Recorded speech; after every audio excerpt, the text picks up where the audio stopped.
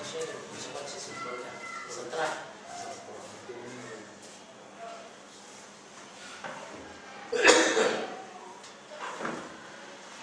اللہ الرحمن الرحیم نحمده ونصلی ونسلم علی حبیبہ الکریم الامین العزیز الرؤوف الرحیم اما بعد اعوذ باللہ من الشیطان الرجیم بسم اللہ الرحمن الرحیم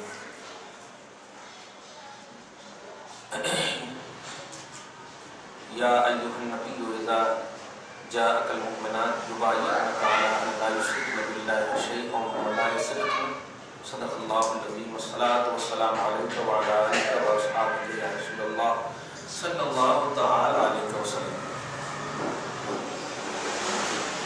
شاید اسی لیے ایک آیت رہ گئی تھی کہ آپ کل نہیں آئے تھے ورنہ کل ہم مکمل کرنے والے تھے۔ سورہ ممتحنہ آج مکمل ہوگا انشاءاللہ۔ کل 13 آیت تھی نہیں، اب سورہ ممتحنہ کے بعد سورہ صف آئے گا۔ خیر،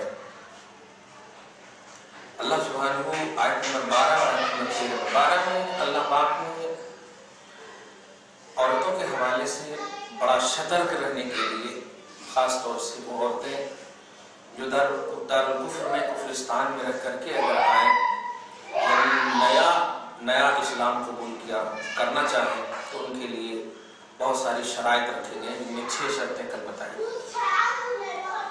اور وہ بھی رسول پاک صلی اللہ علیہ وسلم سے نبی پاک صلی اللہ علیہ وسلم کو مکمل طور پر اپنا ضامن بنائے اپنے ایمان کا۔ تب اللہ پاک نے ان کو کہا کہ ہاں ایسی عورتوں سے آپ بیعت لے لیجیے اور ان کے لیے مغفرت کی دعا کیجیے۔ کل کی خصوصی گفتگو میں ایک بات تو قابل ذکر تھی، بیعت میں 4 شرطیں ملحوظ ہیں۔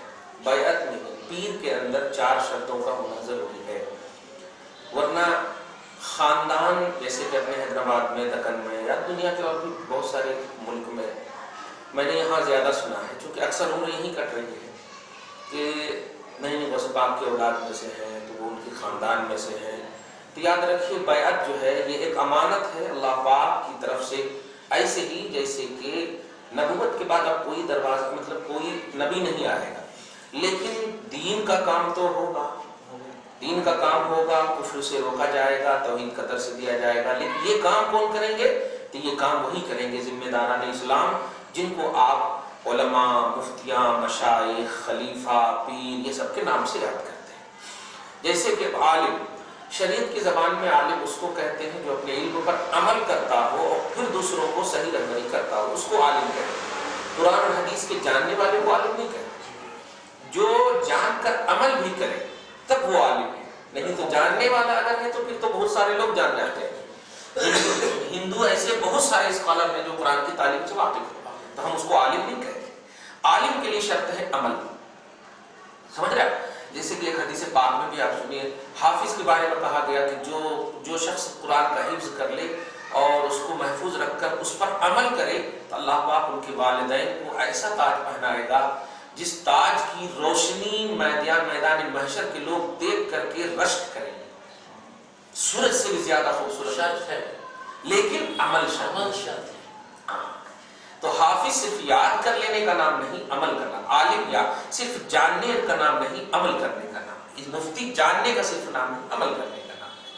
ہاں، اور عمل کر کے پھر امت میں بھلائی پھیلانا۔ امت میں اسی لیے دعوت میں جو ہے سب سے امپورٹنٹ چیز ہے حکمت اور نیک نصیحت۔ ادعو الی سبیل ربک بالحکمت والموعظۃ الحسنہ، سورہ نحل میں پارہ نمبر 14 میں اللہ پاک کے حبیب کو کہا جا رہا ہے، اے حبیب اپنے رب کی راہ کی طرف حکمت اور نیک نصیحت سے بلائیے۔ حکمت کیا مطلب؟ دانائی سے، زبردستی نہیں، اسٹیٹس دیکھیے کہ سامنے والا کون ہے، اس کے حساب سے آپ بات کیجئے، دل میں اثر کرنے والی بات۔ اللہ پاک نے حضرت موسیٰ اور حضرت ہارون علیہ السلام کے واقعے کو پارہ نمبر 16 میں بتایا کہ جاؤ فرعون کے پاس تم دونوں، تو وہ دونوں کہنے لگے انا نخاف، ارے ہمیں ڈر ہے کہ وہ ہمارے اوپر کہیں زیادتی کریں گے۔ تو اللہ پاک نے اس وقت کہا فقولا له قولا لینا، نرم گفتگو کرو گے تو لعلہ یتذکر او یخشی، وہ نصیحت ضرور قبول کرے۔ نبی کو نرم گفتگو کرنا، گفتگو میں گفتار میں نرم ہو، نرم روش ہونی چاہیے، نہ اختیاری ہونی چاہیے، تب جا کر اثر ہو۔ خلاصہ یہ کہ پیری مریدی کا جو کانسیپٹ ہے، بیعت کے جو حوالے سے بات ہے، اس آیت نمبر 12 میں نہیں، آیت نمبر 12 میں اس میں 4 شرط ضروری ہے۔ سب سے پہلی شرط یہ ہے کہ سنی صحیح العقیدہ۔ سنی کا مطلب ہرگز یہ نہیں ہے کہ بس جھنڈے لہرائیں، سنی کا مطلب ہے رسول پاک صلی اللہ علیہ وسلم سے ہر منسوب چیز کا احترام کرنا عملی دنیا میں سنت ہے۔ جیسے مدنی کس کو بولتے ہیں؟ مدینہ کی طرف نسبت کرنے والا، مدنی مدینہ سے محبت کرنے والے، مکی مکہ میں رہنے والے۔ تو سنی میں بھی جو یا ہے وہ سنت سے نسبت رکھتی ہے، یعنی سنت مصطفیٰ کا احترام عملی دنیا میں کرنا، اس کو کہتے ہیں۔ صرف اپنے لاجک میں سنیت یہ ہے، سنیت یہ جیسے آج لوگ بنا لیے، بس بنا لیے۔ تو سنی ایک صحیح العقیدہ، صحیح العقیدہ کا مطلب یہ ہوتا ہے اللہ اور اس کے رسول کے دوستوں کو بھی سمجھنا اور اللہ اس کے رسول کے دشمنوں کو بھی سمجھنا۔ دوستوں سے بس دوستی بڑھانا اور دشمنوں کو دوستی کا پاٹ سکھانا، دشمنوں کو بھی ہدایت کی تلقین کرنا، دشمنوں کے ساتھ بھی خوش روی سے پیش آنا، یہ سنی صحیح العقیدہ، یہ سب سے امپورٹنٹ۔ یہ کہ ہم خلط ملت کر دیے، جو بھی آ رہے ہیں سب آ رہے ہیں۔ یاد رکھیے اللہ کے ولی جو قبر میں رہتے ہیں ان کو آپ یہ بیس نہیں بنا سکتے کہ ان کے پاس ہندو مسلم سکھ عیسائی سب آ رہے ہیں۔ ہدایت جو ہوتی ہے، تبلیغ جو ہوتی ہے، وہ قرآن اور حدیث کے بیس پر کی جاتی ہے۔ ولایت کا جو کانسیپٹ ہے، وہ لوگ جاتے ہیں فیض لینے کے لیے جاتے ہیں، فیض لینے کے لیے جاتے ہیں، دنیا میں فیض مل جانا، یہ مل جانا جو ایزی چیز ہے۔ شریعت پر استقامت یہ ڈیفیکلٹ چیز ہے، اور ولایت کے لیے علماء اور مفتیوں کے لیے استقامت شرط ہے، فیض دینا شرط نہیں۔ اب ہمارے پاس آئے فیض نہ ملے تو ہمارے پر بھی کچھ اثر نہیں پڑے گا، آپ پر بھی نہیں اثر پڑے گا، لیکن مفتی کے پاس فتویٰ لینے آئے اور وہ نہ ملے تو اثر پڑے گا، پھر مفتی نہیں ہے، سمجھ رہے ہیں؟ اسی لیے فیض لینا اور دینا یہ ان کی ذمہ داری ہی نہیں، ولایت کی ذمہ داری استقامت ہے، شریعت پر عمل ہے، سمجھ رہے ہیں؟ لہذا بیس نہیں بنانا چاہیے کہ ان کے یہاں تو سب جا رہے ہیں۔ تو علماء کے لیے خاص طور سے پہلی رسپانسبلٹی اور سب سے اہم رسپانسبلٹی یہ ہے کہ وہ عمل کریں اپنے علم پر اور دوسروں تک پریکٹیکلی طور پر ہدایت کا کام کریں، پریکٹیکلی طور پر، تاکہ یہ نہ ہو کہ تم جو کہہ رہے ہو تم خود نہیں کرتے، تمہارے گھر والے نہیں کرتے۔ رسول پاک پر ایک خاص آیت اتری ہے پارہ نمبر 19 میں کہ حبیب اپنے قریب تر رشتہ داروں کو پہلے ڈرائیے۔ ارے باپ، انذر عشیرتک الاقربین، غور کر رہے ہیں جملہ، اقربین، اقرب قریب سے زیادہ، سب سے زیادہ جو قریب ہے ان کو بلائی۔ چنانچہ آپ نے جمع بھی کیا، اور جمع کرنے کے بعد انہی میں سے مطلب بہت سارے اے بنی کلاب، اے بنی یا جتنے بھی قبیلے کے لوگ تھے سب کو ڈرایا، اور خاص طور سے اے فاطمہ میرے مال سے جو تم کو لینا ہے لے لے، اللہ کے مقابلے میں تجھ کو نہیں بچا سکتا، نیک عمل کر۔ دیکھ رہے ہیں اب یہاں پر کچھ لوگ الٹا سمجھ لیتے ہیں، حالانکہ یہ آیت کے تحت نبی پاک اصلاح فرمان ہے کہ اپنے قریب تر رشتہ داروں کو ڈرائیے۔ جب قریب تر رشتہ داروں کو ڈرائیں گے تو لوگ آپ پر انگلی نہیں اٹھائیں گے کہ نہیں صرف ہمارے کو نہیں بول رہے ہیں، اپنے گھر کی بیٹی کو بھی بول رہے ہیں۔ یہ تو کہہ رہا ہوں، اب ٹائم ویسٹ کرتے ہیں، میں وہی اشارہ کر دیا، ہاں درس ہو رہا ہے کہ دوسرے لوگ یہ کہتے ہیں نبی نے بچا سکے نہیں۔ آیت کریمہ ہم نے آپ کو کہا ظہر کی نماز پڑھیے، تو ایک شرط ہوئی نا، نماز پڑھنے نہیں کہا ہم نے، ظہر کی نماز پڑھنے کا، ہاں تو ایک کنڈیشنلی پڑھ، اسی اللہ نے کہا اے حبیب اپنے قریب تک کو ڈرائیے۔ فاطمہ سے زیادہ قریب کون ہے؟ فاطمہ سے زیادہ قریب کون ہے؟ تو غیروں کو بچانے کی بات یہاں نہیں کہی جا رہی، پہلے کہا اپنوں کو بچائے، اور نبی کو جو حکم ہوتا ہے وہ ان کی اتباع کرتے ہیں۔ صاف فرمایا گیا کہ ان اتبع الا ما یوحی الی، میرے اوپر جو وحی کی جاتی ہے میں اس کی اتباع کرتا ہوں، میں اتباع کرتا ہوں، تو وحی ہوئی تو اتباع کیا۔ تو خیر وہ ان کے نیگیٹو پہلو ہے۔ بتانا یہ ہے کہ قریب تر رشتہ، حالانکہ حضرت فاطمہ کے بارے میں نبی نے صراحتاً فرما دیا وہ میرے جگر کا ٹکڑا ہے، مجھ میں سے ایک حصہ ہے، اور جب نبی کا وہ حصہ ہے تو جہنم میں کیسے جائیں گے؟ نبی ہے، جب نبی کی ذات پوری سلیکٹڈ ہے، نبی کی ذات منتخب ہے، تو جب وہ آل ان آل قبول بارگاہ خداوندی ہے تو پھر ان کا حصہ کیسے مردود ہو سکتا؟ لیکن ڈرانا اللہ کی طرف سے حکم ہے، اس لیے ایک ذمہ داری نبھانا۔ اور ایک سب سے اہم بات یہاں پر یہ بھی سن لیجیے کہ حضرت نبی پاک صلی اللہ علیہ وسلم جو فاطمہ کو حکم دے رہے ہیں، اب آپ غور کیجئے، آپ اپنی بیٹی کو کس چیز کا حکم دیں گے؟ کبھی نہیں کہیں گے سیریل دیکھ بیٹی، کبھی نہیں کہیں گے فلم دیکھ بیٹی. جب بھی اگر آپ کہیں گے دیکھ بیٹی اپنی عزت و احترام، بڑوں کا خیال اور نماز کے وقت میں نماز، یعنی ہر بڑا اپنی چھوٹی کو، خاص طور سے بیٹی کو نیکی ہی کا درس دیتا.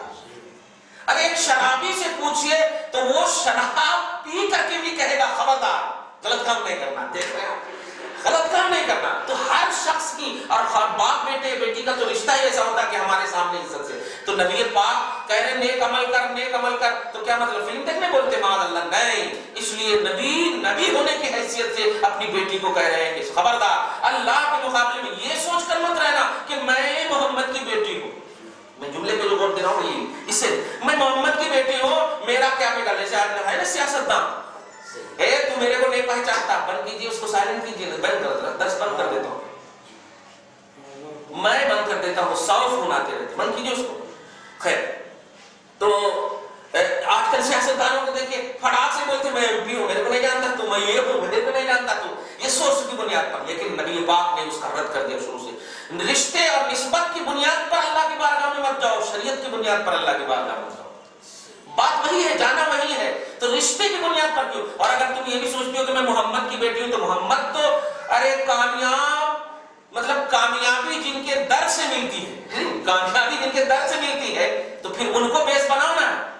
ایسا نہیں ہے کہ وہ صرف کھا رہے ہیں جنتی کھانا اور وہ عیش و آرام کی باتیں کر رہے ہیں تو میں محمد کی بیٹی ہوں فخر کرو. ارے وہ پیٹ میں پتھر باندھ لیا، اور کیا حضرت فاطمہ نے پیوند کا کپڑا پہنا، جنت کے کپڑے آنے کے باوجود شادیوں میں بھی کہیں بھیجا گیا تو پیوند کے کپڑے تھے، حالانکہ اللہ پاک نے ڈھانپ دیا.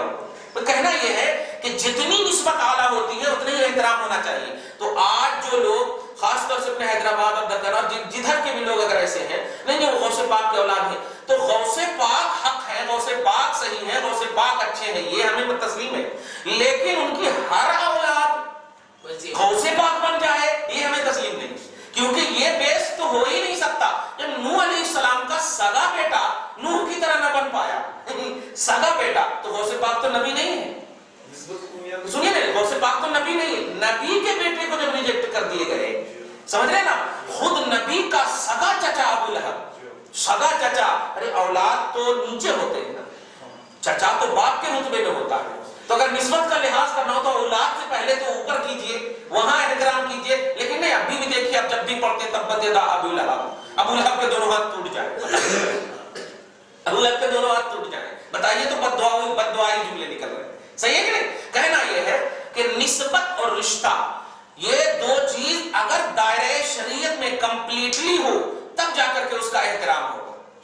ہم فیض لیں گے، ابھی بھی کوئی کہہ دے کہ غوث پاک کے اولاد ہوں اور وہ شریعت پر عمل نہ کرتا ہو تو ہم نسبت کا احترام کریں گے، فیض لیں گے، لیکن فتویٰ اور مرید ان سے نہیں لیں گے. فتویٰ ہم نہیں لیں گے ان سے، اور مرید ہم ان سے نہیں بنیں گے. کیوں؟ مرید بننے کے لیے شریعت شرط ہے اور فتویٰ لینے کے لیے شریعت شرط ہے. فیض ہم لے سکتے، فیض تو مٹی بھی رسول اللہ نے چھو دیا تو ہم ان کو خاک شفا بنا لیں، صحیح ہے، خاک شفا بنا لیے. مدینہ المنورہ کی خاک شفا مشہور ہے. کہنا یہ ہے کہ بیعت کرنے کے لیے، بیعت جب کسی سے آپ ہم سب ہو یا نسلوں کو تلقین کرے تو 4 شرطیں بیعت میں دکھائی گئی. پہلی شرط سنی صحیح العقیدہ، اور میں نے بتا دیا سنی صحیح العقیدہ کا مطلب. اور دوسری شرط اتنا علم رکھتا ہو کہ حلال اور حرام جب بھی مرید ان کا پوچھے تو فوراً بتا دے. ایسا نہ ہو کہ کل آنا، 1 گھنٹے کے بعد ہو، ایسا نہ ہو، فوراً بتا دے. شریعت کا اتنا علم رکھتا ہو کہ مرید کہے حلال ہے تو حلال بتائے، مرید کہے حرام ہے تو حرام بتائے. حلال و حرام کا علم رکھتا، سمجھ گیا. اور تیسری شرط یہ ہے کہ بازاری نہ ہو، کھڑے ہو کر کے سگریٹ پینا، کھڑے ہو کر کے بالکل کھانا، کھڑے ہو کر کے، یعنی ایسا جو عام جنرلی ایک دم ہے. کیوں؟ اس لیے کہ آپ کبھی پانی لائیں گے پی سکتا، حضرت پیٹ میں درد ہے، اب وہ پانی تھوکے گا کون سے ہونٹ سے؟ جس ہونٹ میں عام لوگ بلکہ شرابی بھی اس میں پی چکا ہے، اس کپ میں چائے، اور اسی ہوٹل میں وہ بھی پیا ہے، تو کہاں سے اثر ہوگا ان کے ہونٹ پہ؟ ان کے لیے تقویٰ شرط ہے، پرہیزگاری شرط ہے، سمجھ رہے نا، وہ مرکز ہے، وہ مرشد ہے، سمجھ رہے؟ ہاں بعمل نہیں ایسا پریکٹیکلی بتائیے کہ تقویٰ خالی بتا دیے نا، ارے تقویٰ تو ہے نا، 5 وقت کی نماز پڑھتے نا، اپنے لاجک سے وہ سمجھ لیتے. نہیں، تقویٰ یہ ہے کہ آپ کو اخلاقی طور پر بھی سماج اچھا سمجھے اور شرعی طور پر بھی آپ اچھے ہیں. بدگمانی نہ ہو، اخلاقی طور پر بھی آپ مخرب الاخلاق پہلو نہ ہو. اب یہ پان کھا رہے ہیں، گٹکے کھا رہے ہیں، ہم حرام نہیں ہم کہہ رہے ہیں کہ نہیں میں سگریٹ پی رہے، میں پینے والے تو بہت پی رہے ہیں، لیکن اخلاقی طور پر تو بہرحال کہیں گے کہ نہیں ہانیکارک ہے. تو ہر وہ بلکہ یوں کہیں کہ مباح چیز سے بھی بچنا، کیونکہ آپ نوافل کی کثرت کے ذریعے سے ولایت کا درجہ پانے والے ہیں. تو نوافل جو اللہ نے جس کا حکم نہیں دیا آپ کو، اس میں آپ کو کثرت کرنا ہے. تو یہ جو چیزیں مباح ہیں، یعنی جن کو کرے تو بھی کچھ بھی نہیں اور نہیں بھی کرے تو کچھ بھی نہیں، تو مباح سے تو بچنا ہی چاہیے. بلکہ سگریٹ تو ہانیکارک چیز ہے، سگریٹ تو مضر چیز ہے، کبھی اس میں فائدہ نہیں. تو یہ تو ایک دم تلقین کرنا چاہیے. پان بھی میں کہتا ہوں ہانیکارک چیز ہے. کیوں؟ اس لیے کہ جو دانت بڑھاپے تک صحیح سالم رہتا ہے، پان کھانے والوں کا نہیں رہتا. ایک دم آپ ڈاکٹری طور پر تو ہانیکارک کیوں بھی ہوا. کہنا یہ ہے کہ ہر وہ چیز، میں ہر وہ چیز کہہ رہا ہوں کہ آج کی تاریخ میں تو اور بھی اس کا لحاظ کریں، کیونکہ برائیاں اتنی عام ہو چکی ہیں کہ اب ان کو پریکٹیکل کے ہی ذریعے روک سکتے. اب منہ میں اثر رہا نہیں. آج باپ کی بات نہیں مان رہا ہے بیٹا، اب بھی آ رہا ہوں ایسا بول کے جاتا. پیٹ میں درد ہے، سنتا تک نہیں ہے، ارے ابھی آ رہا ہوں میں بولا نا، ارے سنتا تک نہیں کہ میں دبا لانے بول رہا ہوں. سمجھ رہے نا؟ تو آج پریکٹیکل ضروری ہے. میں ہمیشہ بولتا ہوں ماں تم نماز پابندی سے کرو، بیٹیوں کو مت کہو خود بخود وہ پڑھنا شروع کر دیں. باپ نماز پڑھو، بیٹوں کو مت کہو خود بخود پڑھنا شروع کر دیں. تو آج تو اور پریکٹیکلی دور ہے. نہیں تو دیکھ رہے ہیں آپ، باہر نکلیے، یہاں پر بولیں گے عورتوں کو دیکھنا حرام ہے اور ایک لائن سے ہزاروں عورتیں آپ کے سامنے ہیں، تو آپ دیکھیں گے نہیں تو کیا کریں گے؟ سمجھ رہے نا؟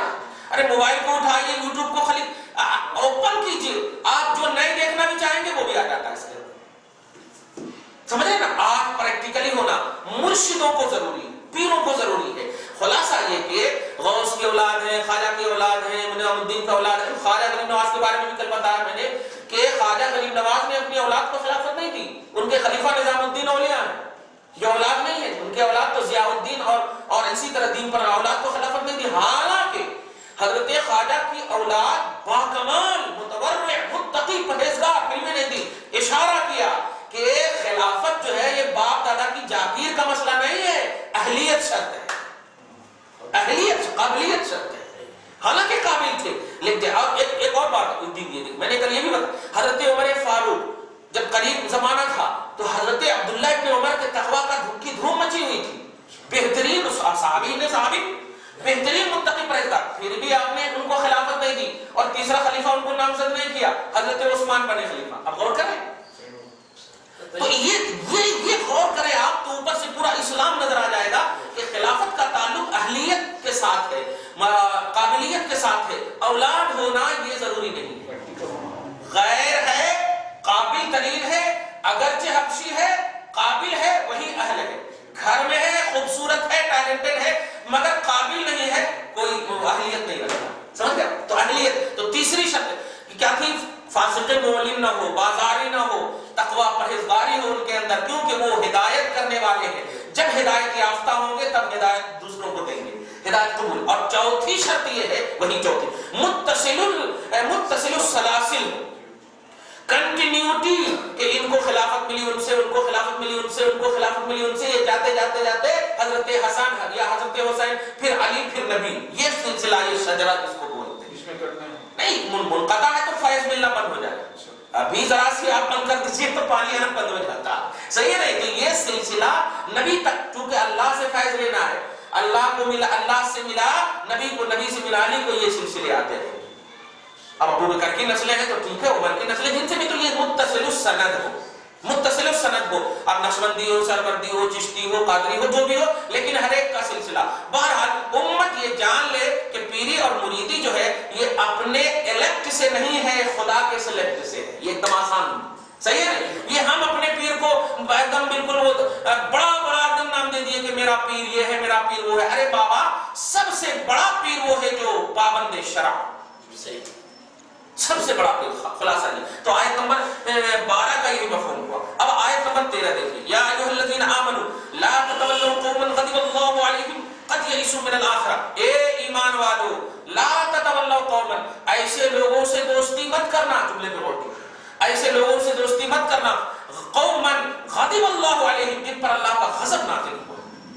اب یہاں غوث کیا کہے؟ یہ ایمان والو ای مقتضى ایمانکم و ترک مواصلۃ الیہود و مصاحبتہم. کیا کہنا یار، جملے پہ غور کیجیے. غوث کہہ رہے کہ تمہارے ایمان کا تقاضا یہ ہے کہ یہودیوں سے میل جول ترک کرو، ان کے ساتھ بیٹھنا اٹھنا ترک کرو، ورنہ تمہارا ایمان خطرے میں چلا جائے. دیکھ رہے ہیں آگے، لا تتولوا قوما غضب اللہ علیہم، ان لوگوں سے محبت نہ کرنا، ان لوگوں سے موالات نہ کرنا جن پر اللہ کا غضب، یعنی عام مطلب مشرکین، یعنی مشرک عام شرک کرنے والے، صرف یہ نہ کرنا. لأنهم قد يئسوا وقنطوا من الآخرة، اس لیے کہ وہ لوگ، اور بات کی تفصیل ہے، اس لیے کہ وہ لوگ مایوس ہو چکے ہیں کس سے؟ من الآخرة، آخرت سے. وہ ڈکلیئر سمجھ چکے ہیں کہ ہمارے ساتھ تو جو ہونا ہی ہے، چلو ہم تو ڈوبے ہیں سنم، یا آپ لوگ ان لوگوں کو بھی لے ڈوبے. یہ ایسا ایک سوچ بنا، ایسی سوچ بنائے ہوئے، اس لیے ان لوگوں سے دوستی مت کرو. قد یئسوا من الآخرة، دھیان دیجیے. لذلك لم يؤمنوا بها، اسی لیے تو وہ آخرت پر ایمان نہیں رکھ رہے. وبما فيها من المواعيد والوعيدات، اور جو آخرت کے حوالے سے وعدے اور وعید کیے گئے ہیں ان پر بھی وہ ایمان نہیں رکھتے. وعدہ کیا ہے؟ اگر ایمان رکھو گے تو اللہ پاک جزا دے گا، یہ دے گا، یہ دے گا. اور وعید کیا ہے؟ نہیں کرو گے تو یہ دے گا، یہ دے گا. تو ڈرنے والی چیز کو وعید بولتے اور اچھی چیز کے آپشن کو وعدہ بولتے. خیر، کما یئس الکفار من اصحاب القبور، یہ بات اصل بتانی تھی کہ اے ایمان والو، یہودیوں اور مشرکوں سے دوستی مت کرو کیونکہ وہ آخرت سے مایوس ہو چکے. ڈکلیئر کر رہا اللہ، دیکھیے مایوس ہو چکے. کما یئس الکفار من اصحاب القبور، جیسے کہ کفار قبر والوں سے مایوس ہو چکے. اب قبر والوں سے مایوس ہو چکے کیا ہے اس کا مطلب؟ پہلے کی تفسیر غور سے دیکھیے. یعنی مثل یأسهم من البعث وحشر اصحاب القبور واخراجهم منها احیاء ووقوفهم بین یدی اللہ فعلیکم الا تصاحبوا معهم ان کنتم مؤمنین مصدقین بها جعلنا اللہ من المصدقین بیوم الدین وبعموم ما فیہ من المؤمنین الموقنین. خیر، یہ تو غوث پاک نے بھائی جیسا کہ کفار قبر والوں سے مایوس ہے. مراد یہ ہے کہ کفار یہ سوچتے ہیں نا کہ ارے مر گئے جو کچھ ہے یہ ہے، اسی لیے جلا ڈالتے وہ ختم ہو گیا. تو اب گویا قبر کے اندر جس کو بھی رکھا جائے جو بھی مطلب مرنے کے بعد کا جو پہلو ہے وہ ایک دم ان سے مایوس ہے، کچھ ہونے والا ہے نہیں، یہی ہے جو ہے، جس کو دہریہ یا نچلی بولیے. عذاب قبر ان کے نزدیک تصور نہیں ہے، قبر سے اٹھا جانا ان کے نزدیک تصور نہیں ہے. لیکن ایک نقطہ یہاں پر میں بتانے جا رہا ہوں کہ اصحاب قبور سے مایوس ہونا یہ کفار کی علامت بتائی گئی. اصحاب قبور سے، اچھا اصحاب قبور یوسفین ہے کہ نہیں، شرف الدین ہے کہ نہیں، غوث قطب ابدال ہے کہ نہیں. اور روضہ تو ہم ادب کے جملے سے بولتے ہیں، مزار تو ادب کا جملہ ہے، لیکن جو کوئی بھی زمین کے اندر ہے وہ قبر والے. اسی لیے جب آپ جاتے ہیں تو کیا کہتے ہیں؟ السلام علیکم یا اہل القبور. اب اس میں سب آپ ہی کے تو نہیں رہتے ہیں، جتنے بھی قبر والے، اور ان میں سے کوئی اللہ کا ولی تو یقیناً ہوگا، کوئی نہ کوئی بات ہوگا ہی. تو اب اصحاب قبور سب ہے، یوسفین یعنی جتنے بھی اولیاء اللہ سب ہے. توجہ دینا، یہاں تک کہ صالحین بھی ہے اصحاب قبور، انتقال کے شہداء بھی ہے اصحاب قبور، اور صدیقین بھی اصحاب قبور، انبیاء بھی اصحاب قبور. تو جب ہے سب اصحاب قبور، نوٹ کیجئے گا، ان سب سے ناامیدی کفر ہے. اب آپ ذرا جملے میں غور کر رہے ہیں، جملہ پہ غور یہ کیجئے کہ یہ اگر اللہ سے ناامیدی کفر ہے تو سمجھ میں آ سکتی بات. جیسے کہ ایک لوگ بولتے ہیں بھائی اللہ ہمارا سب کچھ ہے، کارساز ہے، اللہ ہی ہم کو سب کچھ دینے والا ہے، ہم کو کہیں ضرورت نہیں ہے. لیکن غور کیجئے یہاں قبر والوں سے ناامیدی کفار کی نشانی بتائی گئی. کیا مطلب؟ امید کرنا ایمان کی علامت ہوئی. تو اب اگر کوئی غوث سے امید کیے ہوئے ہیں، امام حسین سے امید کیے ہوئے ہیں، سمجھ رہے ہیں، صدیق سے امید کیے ہوئے ہیں، نبی سے امید کیے ہوئے ہیں، تو یہ ہرگز شرک اور کفر نہیں ہے، ایمان کی علامت ہے. ایک دم آسان بات ہوگی. تو سورہ ممتحنہ کی لاسٹ آیت نے ایک بیسٹ عقیدہ دیا. اس لیے میں نے اس کو کہا تھا کہ کل بتاؤں گا کہ اے ایمان والو، ان لوگوں سے دوستی مت کرنا جو کہ آخرت سے مایوس ہو گئے ہیں، ایسے ہی جیسے کفار قبر والوں سے مایوس ہو گئے ہیں. معلوم ہو گیا ہم سب جو اہلیان قبور سے یا مزارات کے حاملین سے، بزرگان دین کی قبروں پر جا کر کے جو امید مانتے ہیں، یہ اللہ پاک کی اس آیت کریمہ پر عمل ہے کہ ہم مومن ہیں. اور مومن جو ہے قبر والوں سے نا امید نہیں ہوتا، کفار قبر والوں سے نا امید ہوتا ہے. دعا ہے پروردگار عالم آج کی اس خصوصی گفتگو کو حبیب پاک صاحب الولاد کے وسیلے سے قبول فرما، فیوز و برکات غوثیت سے مالا مال فرما، ہم سب کی نشست اور حاضری کو قبول فرما، مشیت الہ جو بھی ہے مولا اس پر عمل کرنے کی توفیق نصیب فرما، کلام ربانی کو سمجھنے اور سمجھانے کی توفیق نصیب فرما۔ یا اللہ جو کوئی بھی جس طرح سے بھی تیری بارگاہ میں جس بھی اعتبار سے نیکیوں کا نذرانہ پیش کیے جاتے ہیں مولا قبول فرما لے، اس میں جو کمیاں اور خامیاں وہ معاف فرما۔ وصلی اللہ تعالی علی خیر خلقہ محمد وآلہ واصحابہ اجمعین برحمتک یا ارحم